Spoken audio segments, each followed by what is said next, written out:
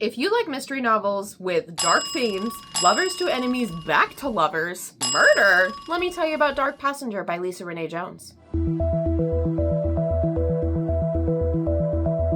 First and foremost, I want to give a huge shout out and thank you to Lisa Renee Jones. She reached out to me on TikTok and offered me the opportunity to read a digital advanced reader copy of her book, Dark Passenger. This series and Lisa herself needs a little introduction, so we're gonna do that just really quick. Lisa Renee Jones is a New York Times bestselling author who has published tons of books, with the Lilah Love series being one of her most successful series, selling over 600,000 copies. That's insane. Not to mention, she has a pretty large social media following, so this lady is a beast. So with the Lilah Love series, she is actually re-releasing special editions of the books. So she is pairing them up, and specifically, let's talk about Dark Passenger, which is what I'm reviewing today. Dark Passenger is the first in this new special edition release that she's doing, and it's books 1 and 2 of the Lilah Love series. So she is combining all of her books into single titles, and I had the opportunity to read the first one, Dark Passenger, before its release date later this year in August. So with all of that information, I am beyond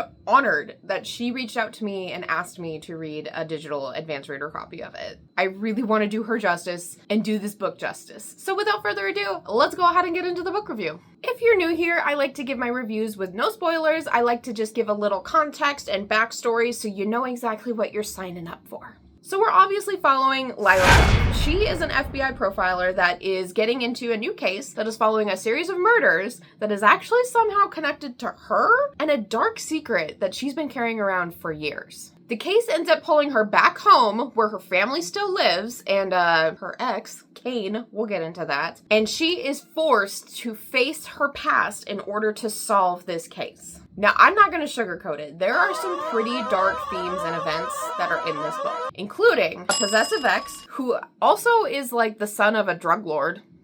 There is a sexual assault reference. There is some incestual references. And oh, of course, murder. Lots of murder. Like lots of descriptive, disgusting murder.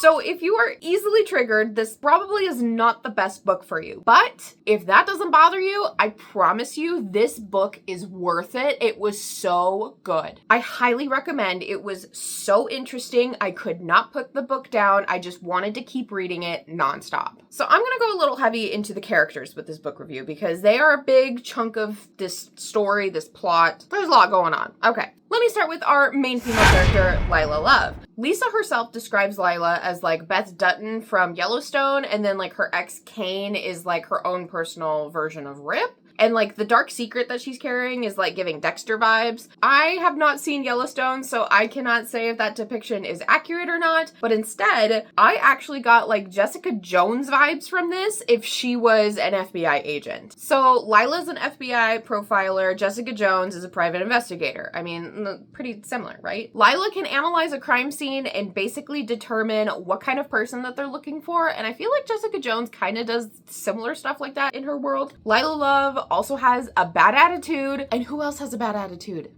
Jessica Jones. Lilah doesn't take crap from anyone. She's blunt. She's direct. I mean, how could you get any more Jessica Jones from that? I mean, come on. So like that would be my comparison, is think Jessica Jones vibes if she was an FBI agent. That is how I would describe Lilah Love and this book, kind of. Okay, we're gonna talk about Kane, who is Lilah's ex. And I hate him. I absolutely hate him. He is a drug lord's son who swears that he is not into that business, but like has like so many connections and is kind of sus and bad vibes. I get bad vibes from the guy. So when Lilah comes back home, Kane is her first stop because, well, first of all, the murder takes place at a property that he owns. He was renting it to this lady that got murdered. So of course Lilah goes to Kane first and is just like, all right, what business are you in? Tell me what's happening. Who am I looking for? And of course, Kane's like, I have no idea what you're talking about.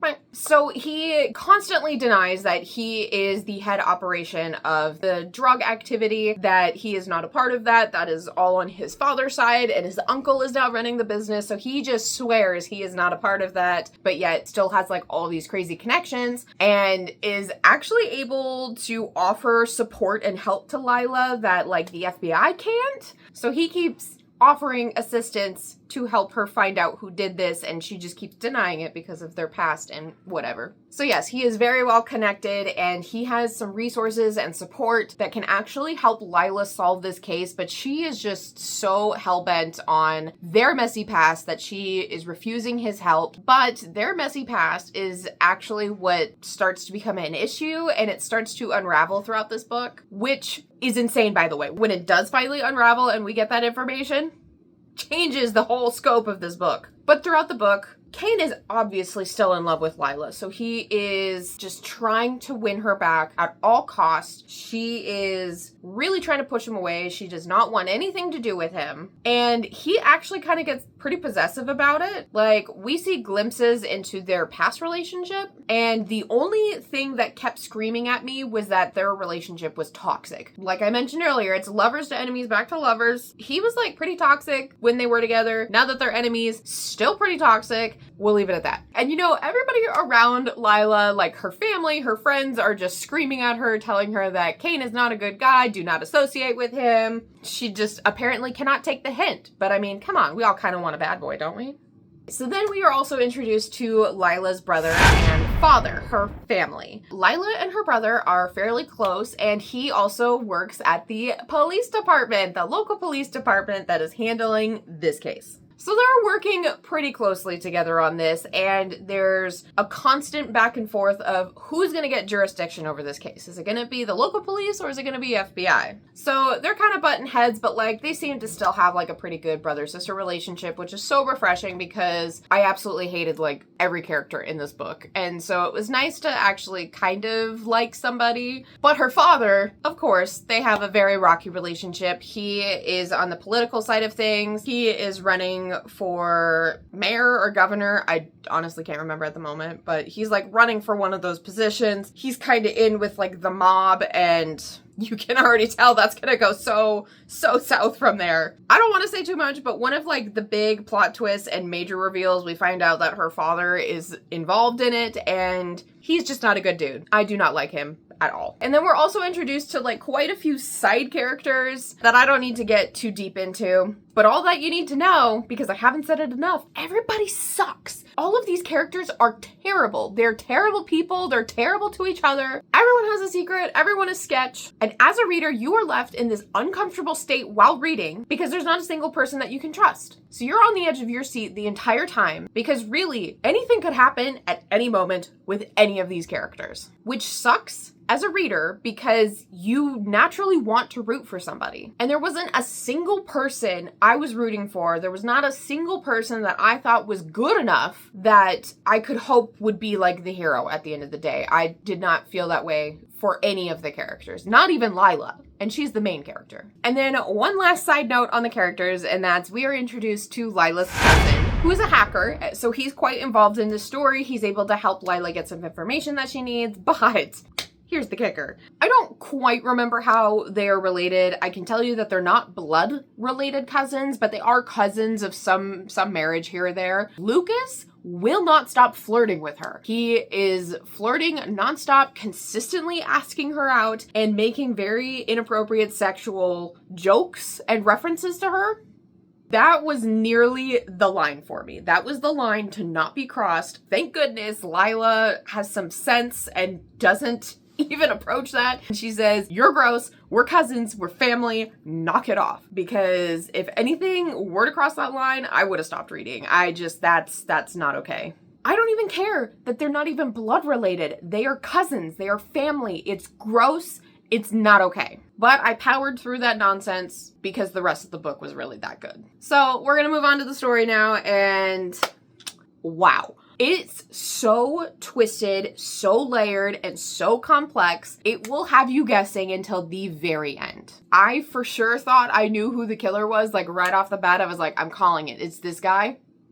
I was so wrong. I actually had to stop guessing because it could have been anybody at any point. And I want to add that I actually loved having the two books together into this one. I thought they complemented each other so well. Be aware that this book is pretty long. It's over 500 pages, but I did not feel like I was reading a long book. It honestly went by like that. And the two books themselves go hand in hand so smoothly, so well. again, they just complemented each other so well. The first book does a really great job of introducing all these characters, the setup to the story, the murders, with the main focus being on Lilah's dark past and the secret that she's been carrying. And then book 2 picks up right where it left off, but we focus primarily on the actual case and the murders and trying to solve it and find out who the killer is. I think it all just worked so well together and flowed so smoothly. So I want to add a side note. This is not in any means a romance, but there are some intimate scenes. But it's so tame, it's not spicy at all.